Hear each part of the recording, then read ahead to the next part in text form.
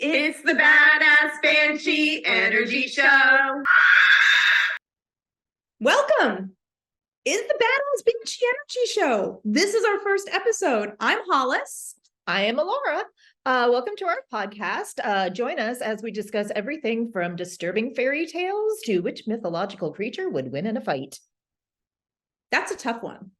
It is a tough one. It's a very tough one. That's good. It's going to be a whole podcast. It is. It's going to be like at least one topic. episode, at least one, maybe two. One. Maybe we'll do death matches. Nice. Death matches. Yes. Okay. So we are weird and we're loud and we're friendly. Probably. Maybe. We're very nerdy and we're authors. We're both fantasy authors. So what's up? You just released a book. I just released a book. I'm very excited. The book is called Ignited.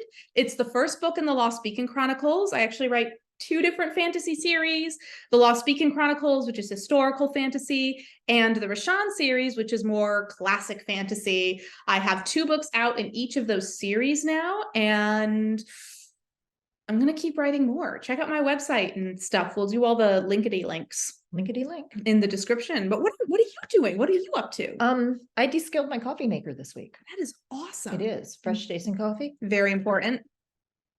Good to the last drop. Okay, if you have not checked it out yet, on our YouTube channel, we dropped a playlist of amazing Banshee vibes.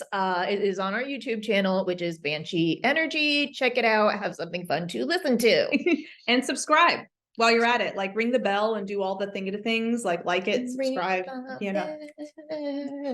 Okay. Ring my bell. All right. All right. So I think that's our intro. I think so. Woohoo! I think, it's time for useless trivia. Hollis, what is your useless trivia for today? Did you know that sharks do not have vocal cords? I didn't.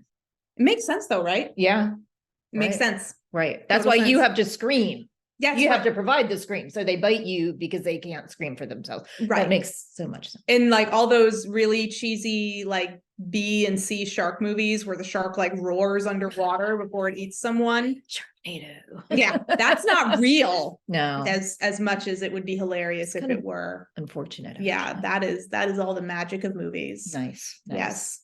What about you? What's your useless trivia? My useless trivia is something I found incredibly exciting. I was watching a documentary several years ago on werewolves, and researchers were trying to see what was behind the werewolf mania, like why there were outbreaks in certain times in only certain places in Europe. Mm-hmm. And they discovered they had like a layout of all the places that had werewolf outbreaks and the years. And then they tried everything. Long story short, it's places that grew rye as their main grain. And a mold grows in rye. That makes you hallucinate. So they had actually tracked it, and that mold grows like something like after a dry winter and then a wet spring or something. And it was during those times. So they actually attribute possibly werewolfism to rye bread, which is delicious. It is delicious. That is Reuben. Well, and then here's another follow-up question to that trivia. Why is it the same mass hallucination throughout time? Yeah. Well, they think that perhaps the person ingested a lot, acted like a werewolf, and then everybody else also hallucinating, like tripping on rye bread. Tripping on Rye Bread. That is a great band name, actually. It is. Nice. All right. Log that one away. I hope you enjoyed our useless trivia. Yeah. I hope you did too. Stay tuned for more. Every episode, we are gonna, if we have to look up random facts, we won't have to for a long time. No. Brains full. Way too much. Full. Way too much useless crap. Yeah. Lots of useless crap. She and I both studied some history at university. We got a lot of stuff in our brains that is great at cocktail parties. Right. Or Really. not so. Yeah. I might be that girl everybody avoids. Oh, I mean, like people don't always, but I hold them hostage. Yes. With conversation. Because Yes. I want to talk about the Crusades and they're just going to have to deal with it. Though I usually don't want to talk about the Crusades. I don't know why I use that example. Once I told a stranger at Target the entire history of chocolate. But that's interesting. To me, she was probably trying to get away, but it was Whatever. interesting to me. So It is interesting. that is for another episode, though, because I That could go on sounds forever with that. pretty sweet. Just thank the Mexicans. All right. All right. So we are going to be talking about something that is extremely nerdy, which is very important to our little hearts. By the way, we're both cosplayers and geeks and, you know, all that stuff. We have a lot of joy in those things. So we're going to be doing something fun. I have been doing role-playing games since I was like 11 years old. Very fun now. I am in my 40s now, to give you an idea. I'm terrified of them. I feel like I would be role playing, and then 2 weeks later, I'll be like, "Oh, that's what my character should have done." Well, I mean, that does exist. That's Yes. pretty normal. Yeah, Quite honestly, it's very normal. yeah. I have, you know, fictional character regret quite often. Nice. Thank you. I just coined it. Another great band name. Fictional character regret. Nice. We're just gonna log those away. Yeah. All File you those away. all you indie alternative bands out there, listen to our podcast. Yes. If you use it, just give us credit. Yeah. You can name it a song. A song can be that Nice. too. Also, I would listen to that song based on the title alone Right. or that band. Same. Yeah. Same. Just FYI. So if you're a band, we love music. We can't sing, but we do love music. That's fair. Yeah. So, you know, listen for funsies and check out the playlist, plugging that one more time because we're very excited. And we actually are, whenever we hear something or think of a song, we throw it in there. So Yes. it's constantly It's the mix that growing. keeps giving. Yes. So tell me about role-playing games. All right.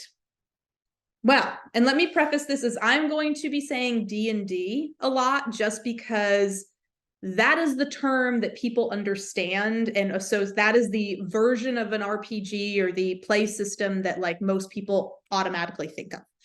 I don't actually play Dungeons and Dragons anymore. I haven't played that particular system in a long time. I actually play Pathfinder now. But if I say D&D, it's just because it's what I'm used to saying. And, you know, don't come for me because I don't want to be corrected because I know. I'm letting you know now. In short, there's no need to mansplain. Yeah, we do not need you saying, actually, but like, I know. I'm just letting you know it's a habit. And I say D&D or Dungeons and Dragons because that's what everyone else understands. Because not everyone knows what an RPG is either, but everyone knows what Dungeons and Dragons is. So it is for simplicity and communication, but Excellent. I actually haven't played the official version of Dungeons and Dragons in a long time. I feel like I need to interject. Yeah. I'm already lost. Right. Okay. Well, So let's begin. To begin, To begin. and for those of you watching, I have two different beverages. I have a coffee and a water. Same. Okay. And so to explain a little bit of that, there are lots of different versions of role-playing games. Okay. Dungeons and Dragons is one of the originals. There might be another original. I did not look into the history of this. That's cool. You were to teach me. I am to teach you what I know. What you know. Which is not the most vastest of knowledge. I am by no means an expert. Also, just preemptively, don't come for me. I'm not an expert, but I have been playing and she hasn't. So that's that.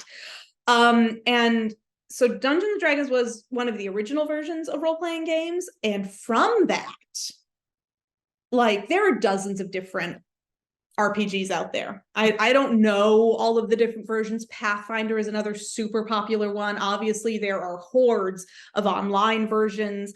Dungeons and Dragons is the blanket name for it, as I explained a few minutes ago. Like Band-Aid's not really called Band-Aid. Right. That's just the brand name. Yeah, Okay. exactly. It's Gotcha. a piece of bandage same thing. Or Band-Aid plaster is to if you're in Oh, or yes. Kleenex if you are looking for a facial tissue. Right. But nobody says facial tissue. They say, give me a Kleenex.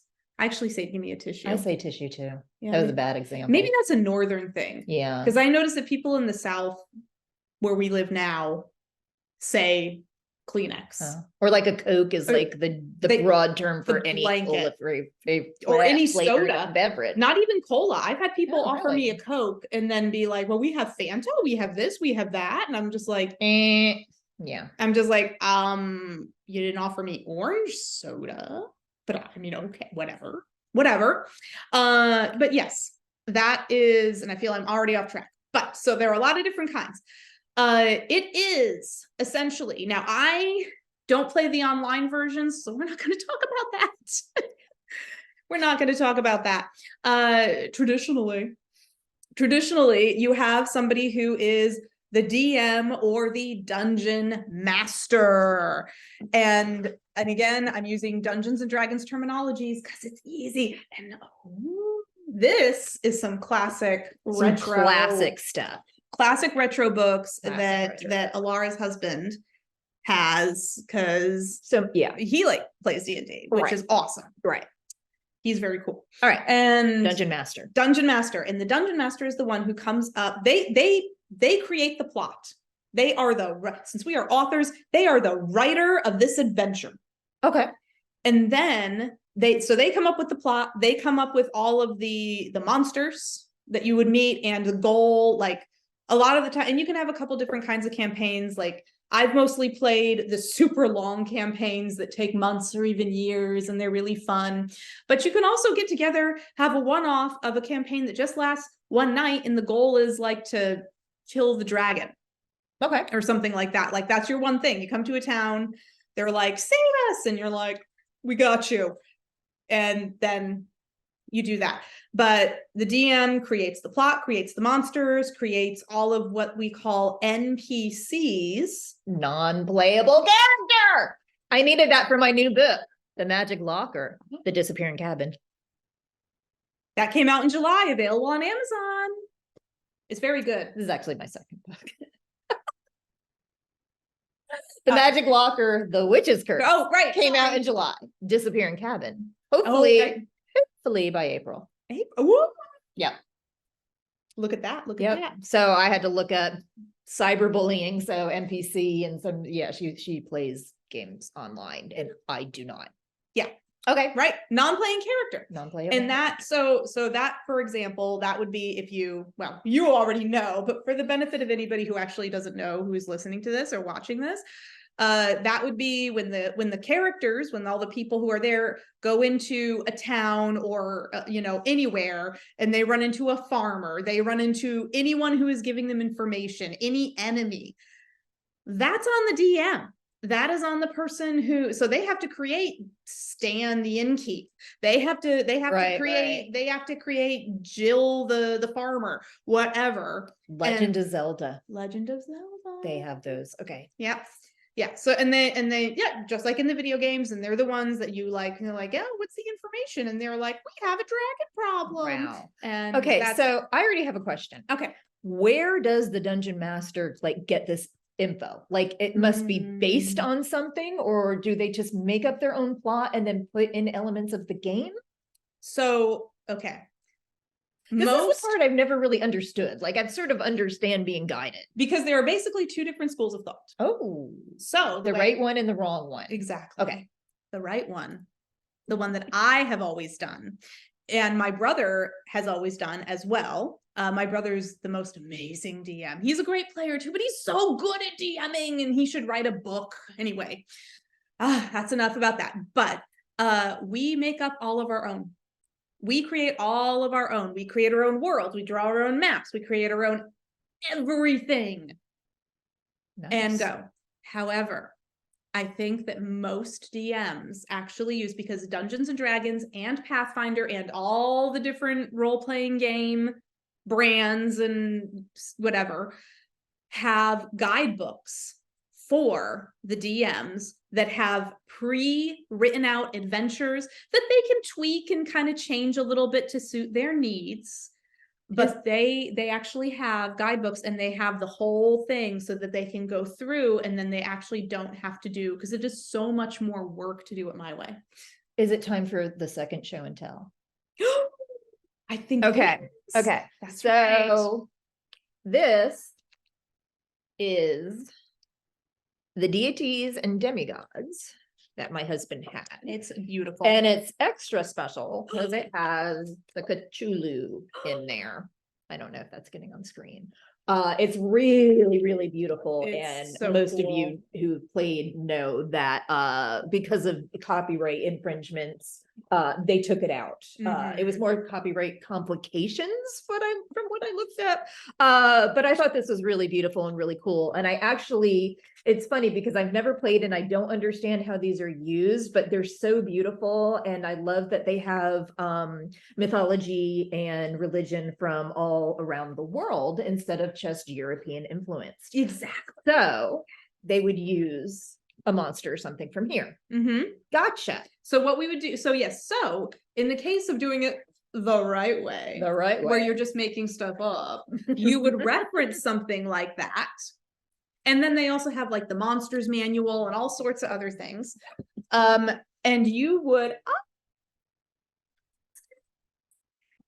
you would put together something, and while you're creating your campaign, whatever it might be, you would insert a demigod.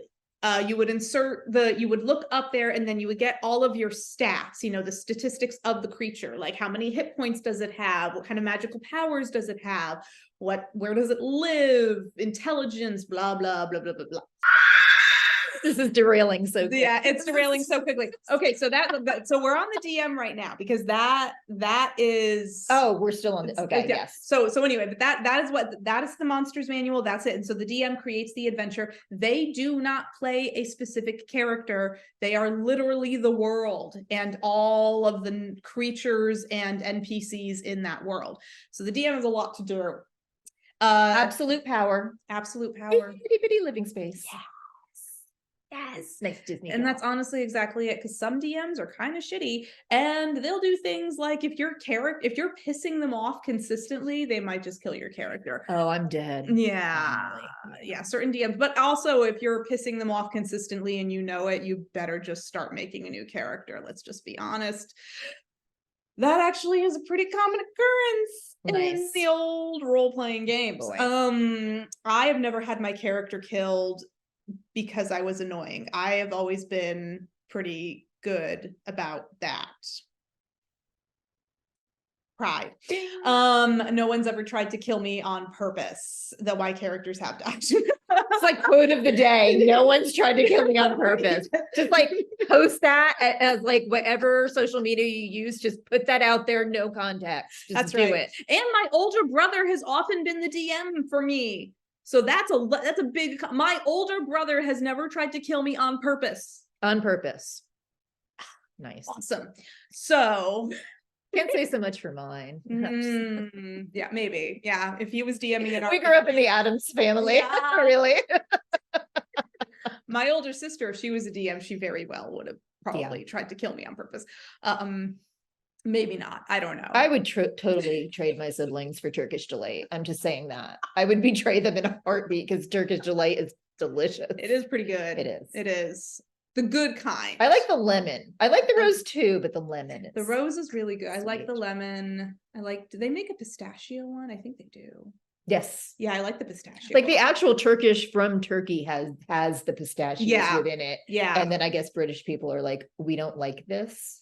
Yeah. That's nutritional value. Yeah. There's no point to that being in there. No, that is nutritional value. You can't have it. Plus, England loves rose, and I love rose. I love rose too. Rose and violet. Why don't we have violet here? It's delicious. Delicious. And jasmine. I love. Oh my gosh. I made a jasmine mousse once out of jasmine.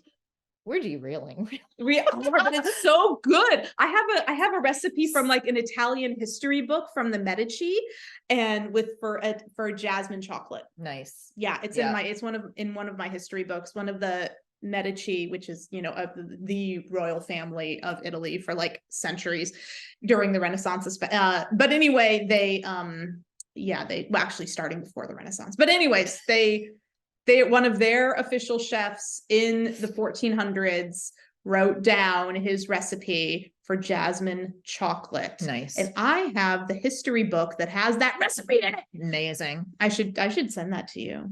Yeah. Because you're better at baking than I am. Well, I used to be a cake decorator. Pro. Yeah. Anyway, we're derailing. So that's hard. the DM. Okay. Now getting to the characters. Yes. So the people that piss the DM off. Nice. The ones that play the adventure. Okay. You sit and each individual person comes up with a character. In general, the DM will tell you, because first and foremost, you have to decide if you are good, neutral, or evil. And there are different levels of each of these. I think you would know which one I would pick. Yeah. Not just evil, not lawful I like evil. that. Chaotic. So for each of those three, you then have the lawful good, which are your goody two-shoes, never does anything wrong. Those are your paladins, occasionally your clerics, depending on the cleric and the god they worship, blah. But the paladins, which are your true knights, and they're we must follow every rule. What are you doing? No swear words. So Captain America. They're Captain America. They're Captain America. They're Captain America. Respect. I Lawful respect good is Captain America. Okay. Language. And then there is neutral good or neutral. So you can have neutral, lawful neutral, neutral, chaotic neutral, same, all that. So the Nick Fury. Yeah. He plays both sides. He really does. He's actually okay. He actually is. He would betray Iron Man for Turkish Delight. He would. Yeah, I'm sure he would. Absolutely, he would. Iron Man would figure. Nick Fury also knows that Iron Man would just figure that shit out. Right. He'd be like, it's fine. But Nick Fury, I would say, is actually chaotic good, which is usually the class that I like to play when I'm a player. You're right. So yeah, so neutral good means. Probably most people are usually a neutral version of things. I would say the mass population, speaking very generally, of human beings, is in more of a neutral zone category with these things. They'll abide by most of the rules, but they'll sneak a soda into the movie theater. Okay. Yeah, that kind of thing. Gotcha. And then when you have chaotic, chaotic good, which is usually the what I like to play. The alignment. Sorry, that's what I was trying to remember. The official term for this is alignment. What is your alignment? Are you good, neutral, or evil? And of those, are you, lawful, just sort of middle ground, pretty okay, or chaotic? And chaotic good means that you have very good intentions and you want the best for people, but you're also okay to fuck shit up. And you don't really give a shit about the real rules. Okay. Which is what I usually am. Yeah. Now, for example, if you have to know the rules in order to break them. That's right. But you're doing it for the right reason. Right. When you're chaotic good. And that's what I usually do. And so, if you're a neutral person, so that's like a vigilante. Yeah. I like it. That's vigilante shit. It. Yeah, that's vigilante. Nice. So evil is so if you were chaotic evil, that is the worst of the worst. That is your serial killer on steroids, full on, Loki. Yeah, full on. Worse than Loki is actually more of a chaotic neutral. Well, it depends on which Loki you're following. Disney Loki is just kind of that. That's he's kind of jumped jump good. the shark. He's chaotic good. And he should. Yeah, but actually, true Loki is actually more of a true neutral. More of a true neutral to chaotic neutral, in my personal perception. If you read the Norse mythology, which by the way, Neil Gaiman's book on the Norse, telling Norse mythology tales, I love that one. Have you read that one? I've not read it yet. It's good. You would choose a character, and then you choose a class. So there are certain classes. You have your magic users, you have your non-magic users, and you have and then you have the ones that aren't necessarily like a lot of them use magic. Or a lot. So for example, rogues. I love a rogue. Iron Man would probably be considered a rogue. Would rogue be considered a rogue? Actually, maybe not. She actually might I not always be. wondered why she was named Rogue. It did seem a little. Yeah, because she's not actually very roguish. And can we talk? Why is Banshee a boy in X-Men? That has bothered me forever. I never thought about that. Out of anything they should have gender swapped in the movies. Banshee's Like, I always love Banshee female. and I love the actor that played him, but you know, the comics, That's it's true. a boy, and That's it's true. like, did they not? I don't get that. I can't believe they didn't do their research, but yeah, that I does know. Like bother banshees are me. female. Hello. Yeah. Hello. Bothered me. Yeah. And by the way, banshees, not evil in original mythology. It's not necessarily evil. No, It's no, just they're, like, but they're "Hey, you're gonna die, watch out. yeah, or someone is gonna die. It's gonna happen. That they don't actually like, Yeah. you know, steal They're just babies a and attack you. messenger. They're just They're just messengers. messengers. They're neutral. Hey, So you have your character, you pick your character. The DM will give you the parameters of like, hey, be within this alignment zone. And for example, they might tell you, I know so-and-so is going to be a wizard. So try not to pick a wizard, because having more than one, like you can Gotcha. have, like having more than one wizard or more than one druid or something like that in a campaign is a pain in the neck. well, it's worthless because wizards always disappear when you need them most. This is true. Merlin, Gandalf, Um, Dumbledore, Mhm. like Yeah, yeah, they disappear. yeah. They They're just just like and then when they show back up again, they're like, look at me. I just wrote on this giant eagle. Let me fix things for you. yeah. And Like, you're like, hey, here's this ring that can destroy the world. Gotta go.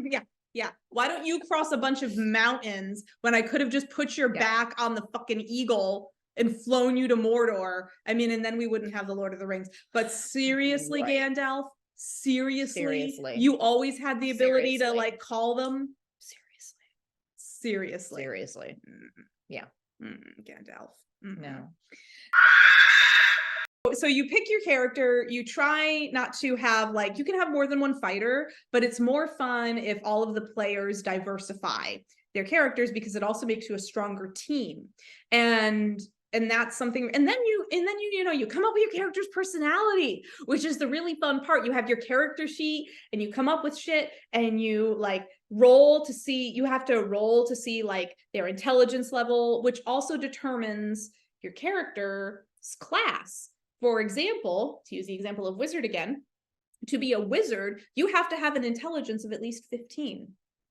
If you roll below a 15, you can't be a wizard because you're not smart enough.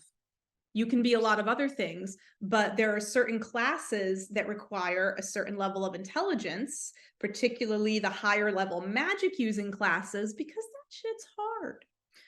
So, and for example, if you don't have a certain strength score, you can't be a paladin. Because you can't wear full plate armor and have to have a big sword if you're not at a certain strength. If you don't have a certain dexterity or charisma score, you can't be a rogue, because rogues like steal and they're very dexterous and and nimble. When you roll, so a lot of the time, a lot of people will roll their stats and then figure out what class they're going to be based on what they rolled for stats. And then if they just want to keep re-rolling until they get stats for the class that they want to be, okay, fine. People do that too, and that's totally valid. Though I don't know why this happens to me. When I roll characters, I roll like fucking 20s for all my stats. My characters are like, boom, strength 17, intelligence 18. And I'm like, I can do whatever I want, and then I do, and then I usually choose to be a barbarian or a fighter because that's what I like. So I like being druids too, because you get an animal companion. Nice. Yeah, you get an animal companion. An animal companion levels up with you, and they get special abilities and feats and things like that, which is really cool. Like I have a druid. So like your Pokemon that you travel with. Exactly. Okay. I have a druid named Starflower who is an elf, and her animal companion, because in Pathfinder you have dinosaurs. That's right. It's a velociraptor named Bam Bam. Sweet. Who is a very clever girl. Nice. Nice. Yeah. They're level 15. Just FYI. And Bam Bam's special ability, which I chose for myself because my brother let me, my brother was very gracious, DM, was like, well, you can choose like Bam Bam's special ability. When I first created the animal companion, I was like, it's fetch. Bam Bam plays fetch. But I thought you were like mean girling its fetch. I was like, wow, somebody actually used it. Stop trying to make fetch happen, Elara. It's not happening. Gotcha. So you can do that. And also everything, as I'm sure you've all heard the stories, we use dice. There are like so many different kinds of dice. There's a big, I don't know, like 8 or 9 different kinds of, the 20-sided and the 6 and the 8 and the 10, and blah, blah, blah, blah. They all have different purposes. The D20 is the one we use the most. That's what you roll for most of the time. If you want to know the particulars, just go online. Okay. Like you can look at all what everything is used for. And there are certain things like wizards need so many 6-sided die for their spell casting. That's just their thing. But like as a fighter, you are almost never going to touch a 6-sided die. Nice. Okay. And that's just one of the reasons I like to play fighters. Yeah. See, the dice is what always gets me because I feel like I'm like the unluckiest person because I love to play Risk and I'm really good and I use a lot of strategery on that board. But like I will lose a fight with like 500 people against somebody with 5 people because I just keep rolling so bad, just so bad. See, and that's part of the risk. It is the role playing game. There. It's a roll of the dice. It's the roll of the dice. So that is, that's kind of it in a nutshell. And that's, yeah. Okay. That's kind of it. And then you just let it flow and honestly let your DM guide you. Okay. Because your DM will tell you what dice you need to roll. Okay. That's part of their, not always, depends on how nice they are. Really controlling. My brother's really nice to me. No, he's not. No, he'll look at you like he'll let you, but like my brother will be like, okay, well, roll for initiative. And then if he sees you like stunting, he's like, D20. Yeah. And then you do that, but he'll give you a minute, but if he sees that you're like, I don't know what to touch right now, and he'll be like, that one. So gotcha. That is that. So to summarize, DM set stuff up. Mm-hmm. You pick your character and you roll dice. Yeah. And you play your character. Okay. You play your character and you have fun. And you run through the world of imagination. I still have like an anxiety over that. Well, that can be helped. Now it's time for things you wouldn't recommend to your family. Hollis, what's your recommendation for this podcast?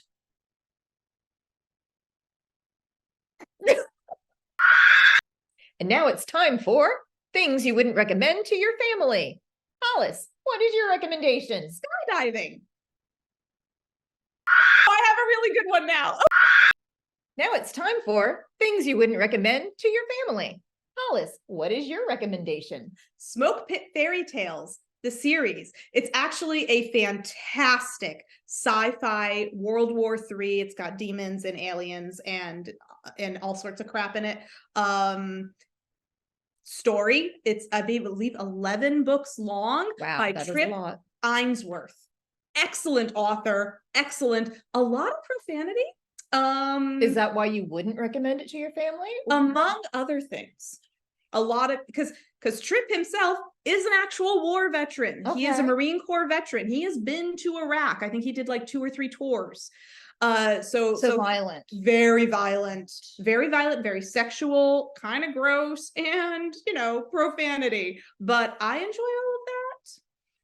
Not so much the gross part. Not so much, but I'm actually the I've done several voices in the audiobooks. I've been Gunnery Sergeant Chancworth and Satin. Nice. So yeah, I would not recommend those books to my family though, because my very, very Catholic and proper mother, who doesn't even like to say the word hell, would not do well with that. Hey. Elara, Yes. what would you not recommend to your family? My not recommendation for this podcast, since it is almost Christmas time, is a movie called Rare Exports. It is actually a Finnish movie. Oh. And I don't like to give away too much about this movie, but it is in the sort of dark fantasy horror. And when I say fantasy fairy tales to our listeners, I mean grim, not Disney. Nothing against Disney, but No, like but- I like the dark fantasy, the dark fairy tales.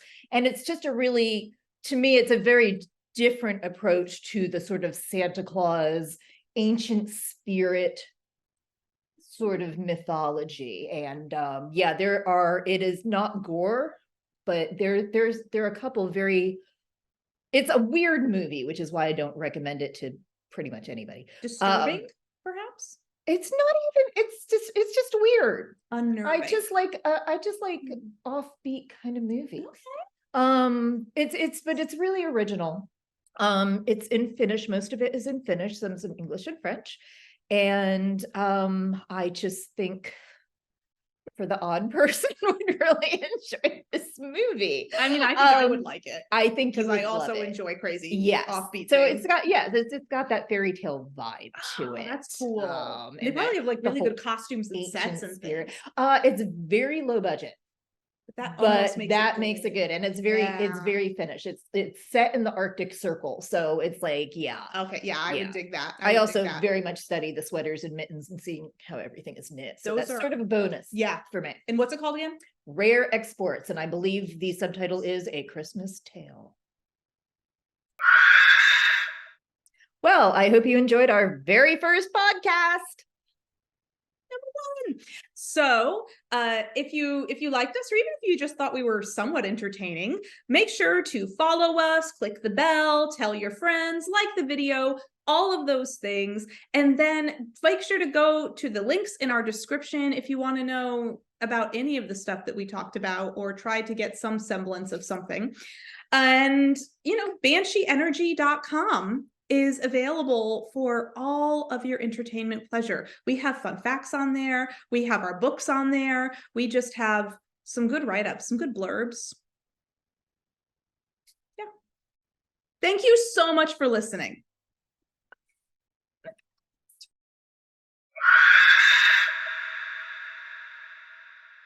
Okay, and then you get the die, right? And you like shake it, and you roll. And that's how you do initiative.